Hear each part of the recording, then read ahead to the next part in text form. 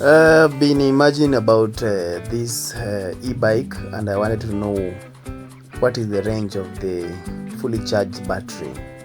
How far can it go? So I decided to take a cycling expedition all the way to Shags from Daystar University. So I took the off-road route first. It's like going through Lukenya, past Lukenya Hills, down to the other side of the Lukenya Hills, all the way to Lukenya Plains, and to Kenol Metabon, like that.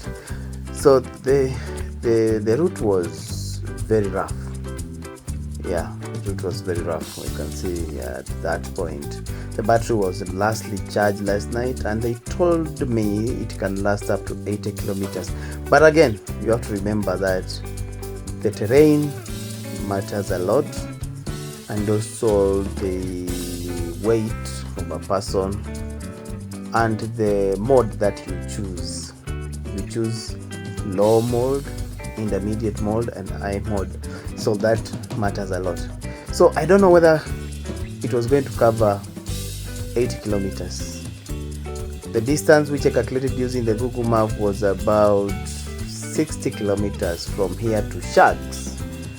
So I was hoping that, but again, it was a really very steepy route with slopes and hills, and even going to the rivers, crossing rivers like that. So it was rough. So I threw the worst to the bike and try to see what can it do with a fully charged battery, which is a large battery. This is not a medium, it's a large battery. So it was fun crossing the Lukenya Hills, those rocks. These are my playing ground, so I know these places so much. So crossing all the way to the other side, there was a lot of mist in the morning, and also it was looking very gloomy. But that's good for the cyclist. Cyclists don't love the sunny day, they love day. Oh, and I passed by the carriage base. Boniface Mwangi has done a good job on this carriage base. It's in the middle of nowhere, but looks so beautiful. And I know you know Boniface Mwangi, so he has done a really good job setting up this carriage base, and it looks beautiful with trees and everything. So this is not a town, it's a shopping center somewhere near Boniface Mwangi's home. I don't know if it's called Lucia or something like that. And the dominance of that town, they are mostly, I don't know whether I should call them miners, but they are not.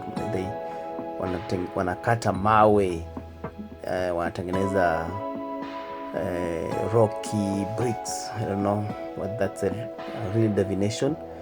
They have machines. Some of them use machines, others they use hands. They wanachonga mawe, ile mawe ambayo imejenga nyumbani kwenye. That is the kind of the work they do, and it's actually deep. These places are valleys where they have done it. And also the people from that area in Kenya, they also do some farming. You can do this there with the serious farming. The but he has a hole that he has sunk. So it's not, if you have water, this soil is good. Majority of people now have planted maize since it has been raining. So this road, it's a single road running across the wilderness or the plains to the other side of the hilly side of the Papali. And sometimes you have to use shortcuts because the road sometimes takes longer route. So it's just an example shortcut. I was probably, this was about at 10 a.m. Yeah, I think 10 a.m. at that point.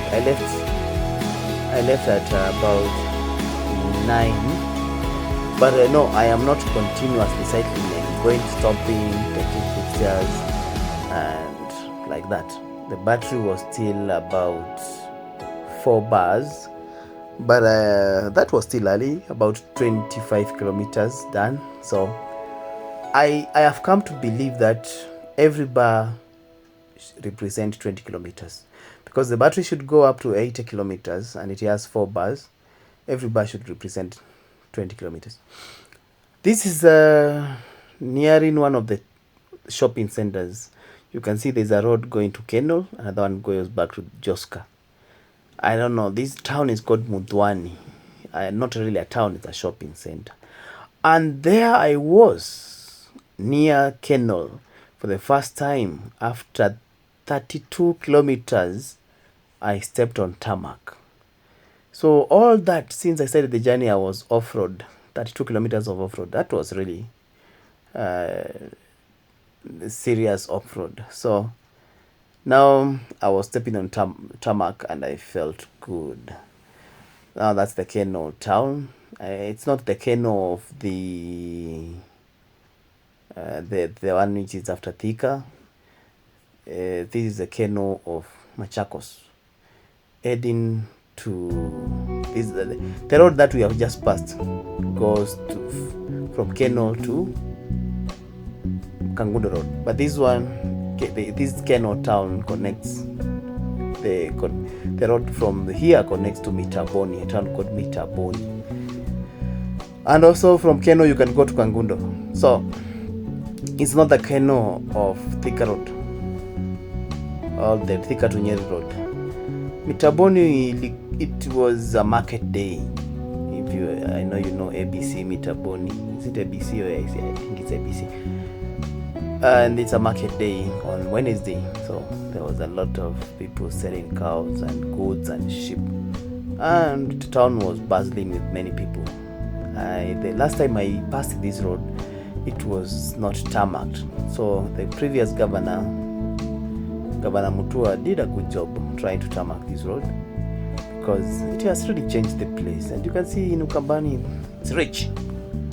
Kuna avocado coming up, there's coffee, kuna maize, kuna bananas, like everything which is green, it can be grown in the shamba. It's actually there. The road somehow tarmac iliisha too, but I came to figure out that there's a bridge down there which has not been constructed, and they probably left it like that so that they can construct the bridge. So they can see that that's a river crossing. If you have not been Shags, most of the Shags bridge look like that. Then the tarmac again began just a few meters from the bridge, heading now to the near, I think the next town was before Kathiani. There's a town called Ngoleni. Reminds me of the Goleni boys band. It was a Kamba boys band which used to entertain people back in the days. So that's the Goleni market. You begin by, then you get to Kathiani. I was so disappointed. Kathiani has never changed. The same shops which were built 50 years ago, they're still there. Like, it doesn't look like it has changed. The level 4 hospital still looks the same. They don't even paint it. This is the Twake bridge. You know, Twake river starts from Kangundo, then goes down all the way to Makueni. So this is the upper part of Twake river. This is one of the bridges that connects Kathiani to the other side of Chevaluki. Now, this was the most steepy area. It's about 14 to 15% gradient, and hapa ndio nilimalizia battery sana. You know, the battery, the more you climb, the more inaendelea kuisha. So battery ilipungua, because this was like a kilometer long of steepness, and that steepness was about 14 to 15%. So battery ilienda chini hapo. And then this town is called Chevaluki. in short. And then I was supposed to take the right turn and leave tarmac for good. As you can see the tarmac there, it ends there. I left tarmac for good and I headed to my known area. This is my location, not really location but sub-location area of our home, to begin somewhere from there. Then it goes down. I went down all the way to the school that I went to when I was in primary school, lower primary school, upper primary school. This is a school that I studied in. It's called Musini. Yes, nowadays I can see they have a junior secondary school there. It's looking beautiful, looking green. Some of the trees which are there, which is totally panned.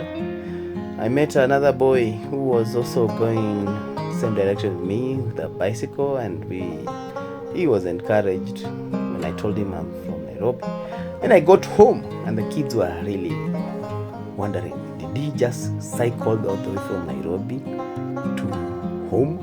Like they were asking, where is the car? Did you come with a bicycle from Nairobi? They were really, these are like they are like my nieces and nephews. So the battery was almost like 1 bar, and I have covered 60 kilometers. So I was imagining it was not going to get to 80, and I knew the reason is because of the slopes and the hills. So I charged for 1 hour and I left. I did not stay for long. I left again through the normal route that I drive through. You can see this school, it has a very good motto. So this is a normal route that probably I use the car. This is a normal route that the battery was able to gain maybe 2 bars, and I now head about I got to the tarmac.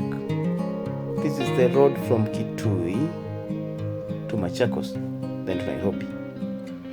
So when I go to the tarmac, I checked my battery. It was like 2 bars remaining, and I was imagining how am I supposed to cover about 50.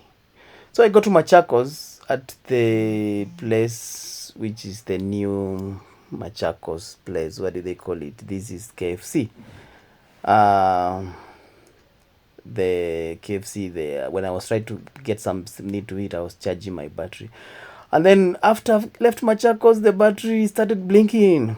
Before I got to Chumbi, Makutano Junction, my battery was blinking. So I knew I am doomed town.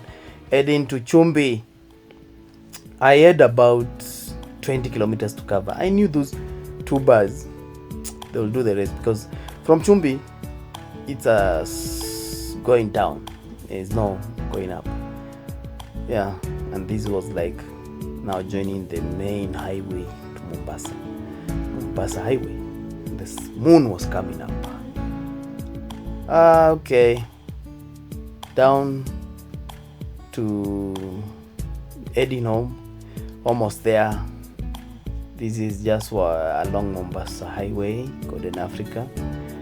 The torches, the spotlight did a good job. It was really bright enough for me to see the road. And then just 5 kilometers before I get to my destination, the battery started blinking again. But I knew even if it dies, I'll cover the rest of the kilometers manually without any assistance. And that's all. The kilometers I covered, 117 kilometers, about 3 almost 4 hours within, that. Yeah, that was all.